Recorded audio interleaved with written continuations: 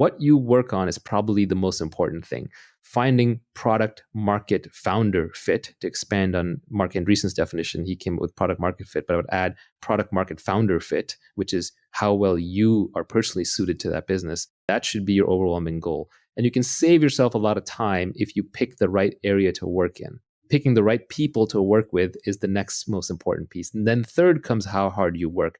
But they're like three legs of a stool. If you shortchange on any one of them, the whole stool is going to fall down. So it's not like you can pick one over the other that easily. So the order of operations when you're building a business is, or even building your career, is first figure out, what should I be doing? What is something where there is a market that is emerging? There's a product that I can build that I'm excited to work on, and something where I have specific knowledge and I'm really into it. And then second, surround yourself with the best people possible. And no matter how high your bar is, raise your bar, because you can never be working with other people who are great enough. If there's someone greater out there to work with, you should go work with them. I advise a lot of people who are looking at which startup to join in Silicon Valley. I say basically pick the one that's going to have the best alumni network for you in the future. Look at the PayPal mafia. They work with a bunch of geniuses, so they all got rich. So just try and pick based on the highest intelligence, energy, and integrity people that you can find.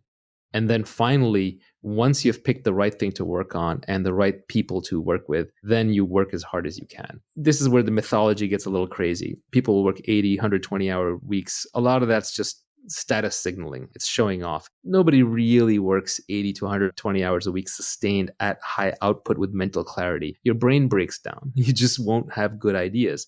So really the way people tend to work most effectively, especially in knowledge work, is they sprint as hard as they can while they're working on something and they're inspired and they're passionate. And then they rest, they take long breaks. It's more like a lion hunting and much less like a marathon runner running. So you sprint, then you rest, you reassess, and then you try again. And what you end up doing is you end up building a marathon of sprints. Nivi just made the point to me on the side that inspiration is perishable, which is a very good point. When you have your inspiration, do it right then and there. This happens to me a lot with my tweet storms. I've actually come up with a whole bunch of additional tweet storms besides the ones that are already out there. But sometimes I just hesitate or I just pause and then it just dies. And what I've learned is if I'm inspired to write a blog post or to publish a tweet storm, I should probably do it right away. Otherwise, it's not going to get out there. I won't come back to it. So inspiration is a beautiful and powerful thing. And when you have it, just seize it. So people talk about impatience. When do you know to be impatient? When do you know to be patient?